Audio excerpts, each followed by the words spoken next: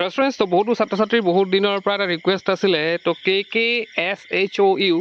ইয়াৰ full ফৰ্মটো হৈছে Krishnakanta Handiqui state open university তো তাৰ বিষয়ে বহুতো ছাত্ৰ ছাত্ৰীয়ে জানিব বিচাৰিছিলে এইটো কি হয় ইয়াত পঢ়িলে কি হয় অপৰচুনিটিজ আছে নাই ভালনে বেয়া ৰেগুলাৰৰ দৰে আমাৰ চাৰ্টিফিকেট পাবনে নাই বা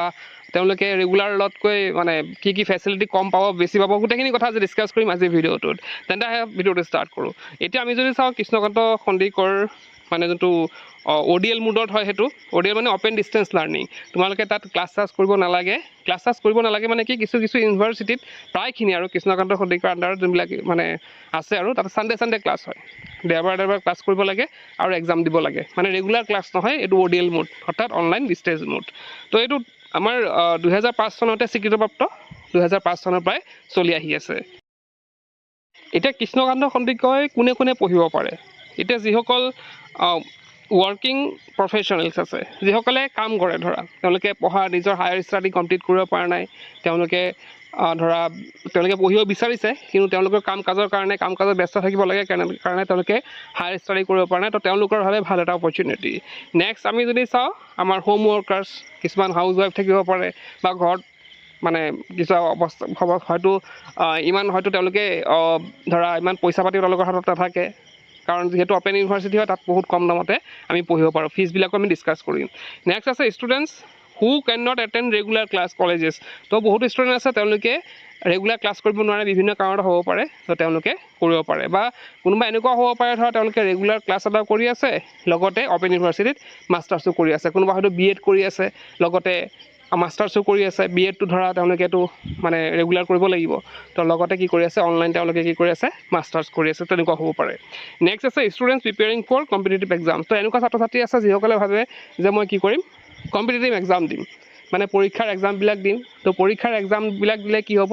ধৰা এক্সামৰ কাৰণে ঘৰত প্ৰিপেৰেশ্যন কৰিলে আৰু তেওঁলোকে কি কৰিলে মাষ্টাৰ্ছ কমপ্লিট কৰিলে আৰু লগতে তেওঁলোকে যিহেতু ক্লাছ কৰিব নালাগে এক্সাম সময়ত পঢ়ি পেলাই তেওঁলোকে এক্সাম দিলে তো এতিয়া আমি ডিছকাছ কৰিব লৈছোঁ যে ইয়াতে কোৰ্চেছ কি এভেইলেবল আছে তো ইয়াতে তোমালোকে যদি আণ্ডাৰ গ্ৰেজুৱেট প্ৰগ্ৰাম মানে আণ্ডাৰ গ্ৰেজুৱেট কোৰ্চেছৰ কথা কওঁ ইয়াতে তোমালোকে BA কৰিব পাৰিবা BCom কৰিব পাৰা BBA কৰিব পাৰা আৰু BCA কৰিব পাৰা তাৰপিছত আমি যদি পষ্ট গ্ৰেজুৱেট আমি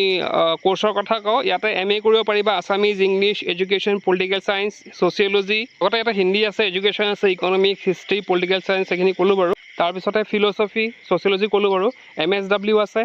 আৰু MA JMC আছে মেথছ আছে তাৰপিছতে ইয়াতে MSc IT আছে সংস্কৃত আছে ইয়াতে বেংগলীও আছে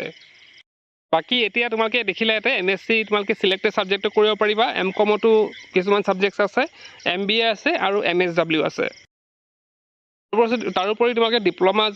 আৰু PG ডিপ্ল'মা যদি কৰিব বিচাৰে তেন্তে কম্পিউটাৰ এপ্লিকেশ্যন আছে জাৰ্নেলিজিম আছে লাইব্ৰেৰী এণ্ড ইনফৰমেশ্যন ছায়েন্স আছে য়োগা আছে ইয়াতে এডভান্টেজ কি আছে সেইখিনি জনা উচিত যে ইয়াত আমি কৰিলে কিদৰে উপকাৰী হ'ব পাৰিম সেইখিনি কথা আমি জনা উচিত তো ইয়াতে তোমালোকে যিকোনো গভৰ্ণমেণ্ট জবত এপ্লাই কৰিব পাৰিবা এতিয়া মেক্সিমাম গভৰ্ণমেণ্ট জবত তোমালোকে ইয়াত এপ্লাই কৰিব পাৰা কিন্তু কিছুমান জব এনেকুৱা আছে কণ্ডিশ্যন ৰাখে তেওঁলোকে যে আমাৰ মাষ্টাৰ্ছ হওক বা BA BSc BCom নহওক কিয় তেওঁলোকে এনেকুৱা কণ্ডিশ্যন ৰাখে যে ৰেগুলাৰ হ'ব লাগিব তো ৰেগুলাৰ হ'লে তেওঁলোকে কি কৰিব পাৰিব এপ্লাই কৰিব পাৰিব তো তেনেকুৱা কণ্ডিশ্যন মানে থাকে আৰু কিছুমানত আৰু যিবিলাকত নাথাকে তোমালোকে ধুনীয়াকৈ এপ্লাই কৰিব পাৰা নেক্সট আছে প্ৰাইভেট ছেক্টৰ জবছ কিছুমান প্ৰাইভেট ছেক্টৰ জব আছে যোনবিলাক তোমালোকে এই ডিগ্ৰী লৈ পেলাই ধুনীয়াকৈ এপ্লাই কৰিব পাৰা আৰু লগতে আছে তোমালোকে হায়াৰ এডুকেশ্যন ধৰা এতিয়া মাষ্টাৰ্ছ কৰি পেলাই তোমালোকে PhD কৰিব বিচাৰিছা বা subject to the eligibility rules of the admitting institution তো তোমালোকে যদি PhD কৰিব বিচাৰিছা KK সন্দিকৰ পৰা কৰি পেলাই তোমালোকে মাষ্টাৰ্ছ কৰি পেলাই তোমালোকে PhDও কৰিব পাৰা তো ইয়াতে কিছুমান ডিসএডভান্টেজও আছে তো ডিসএডভান্টেজটো হৈছে যে নো ৰেগুলাৰ কলেজ এক্সপিৰিয়েঞ্চ তো তোমালোকে যেনেকৈ ৰেগুলাৰ ছানডে ক্লাছ কৰে হয় কিন্তু তেনেকুৱা ইমান মানে যেনেকৈ ৰেগুলাৰ ক্লাছ কৰিলে যোনটো ফেচিলিটি পাবা বা যোনটো শিকিব পাৰিবা সেইটো তোমালোকে শিকিব নোৱাৰিবা ছানডে ক্লাছ কৰি পেলাই কাৰণ ৰেগুলাৰ ক্লাছত যিহেতু ডিটেইলছত বুজা হয় ছানডে এটা ক্লাছ কৰি তোমালোকে ইমানখিনি বুজি নাপাবা ইয়াতে তোমালোকে চেল্ফ ষ্টাডি কৰিব লাগিব তোমালোকে নিজকে নিজে মানে গোটেইখিনি পঢ়িব লাগিব নিজে প্ৰিপেয়াৰ কৰিব লাগিব আৰু এটা আছে যে কিছুমান মানে কিছুমান ইনষ্টিটিউটে কিছুমান অপেন ইউনিভাৰ্চিটিত কৰা ডিগ্ৰী তেওঁলোকে মানে একচেপ্ট নকৰে তেওঁলোকৰ ৰেগুলাৰ মুডত পঢ়া সকলোকে তেওঁলোকে চাকৰিৰ বাবে মানে এপ্লাই কৰিব দিয়ে তো সেইটো অলৰেডি আমি ডিছকাছ কৰিছোঁ এতিয়া আমি যদি এডমিশ্যন প্ৰচেছলৈ আহোঁ তো এডমিশ্যন তোমালোকৰ অফিচিয়েল এডমিশ্যন পৰ্টেলত যাব লাগিব। এইটো কোনো অফলাইন তোমালোকে এপ্লাই কৰিব নোৱাৰা।